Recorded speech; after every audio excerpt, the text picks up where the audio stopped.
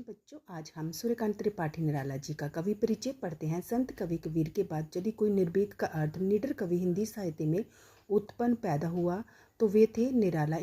निराला का पूरा नाम सूर्यकांत त्रिपाठी था। निराला इनका उपनाम है। इनका जन्म बंगाल के मेदिनीपुर जिले में सन 1897 ईस्वी में हुआ। ये कान्य कुब्ज ब्राह्मण थे। इनके पिता पंडित राम सहाय त्रिपाठी उत्तर प्रदेश के उन्नाव जिले के गढ़ाकोला गांव के निवासी थे, किंतु आजीविका के लिए बंगाल चले गए। आजीविका मतलब खाने पीने का प्रबंध करने के लिए। इनकी प्रारंभिक शुरू की शिक्षा राज्य के ही विद्यालय में हुई। इनके माता पिता का देहांत जब ये अल्पायु के थे, अल्पायु होता छोटी आयु के थे, तभी ही हो गया था। संस्कृत, बंगला और अंग्रेजी का अध्ययन इन्होंने पढ़ाई इन्होंने घर पर ही किया। इनको बचपन में घुड़सवारी और कुश्ती में बहुत रुचि थी। इनका पारिवारिक जीवन अत्यंत कष्टों व अभावों का अर्थ कमियों में बीता था। सन 1911 में मात्र 15 वर्ष की आयु में इनका विवाह हुआ। एक पुत्र और एक पुत्री के जन्म देने के उपरांत सन 1918 में इनकी पत्नी स्वर्ग सिधारगी। उसी समय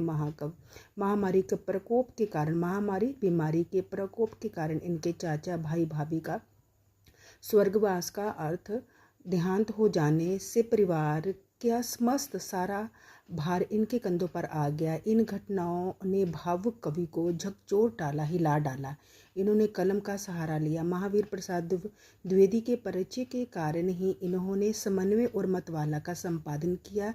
इनके द्वारा रचित कविता जूही की कली ने काव्य क्षेत्र में क्रांति उत्पन्न कर दी थी। सन 1922 में इनका प्रथम कविता संग्रह अनामिका के नाम से प्रकाशित हुआ। दुख और कष्ट से भरे हुए इनके व्यक्तित्व में स्वाभिमान कूट कूट कर भरा हुआ था। स्पष्टवादिता, स्पष्ट बोलना इनका मूल स्वभाव था। निराला जी स्वामी रामकृष्ण परमहंस और विवेकानंद से बहुत प्रभावित थे। जीवन के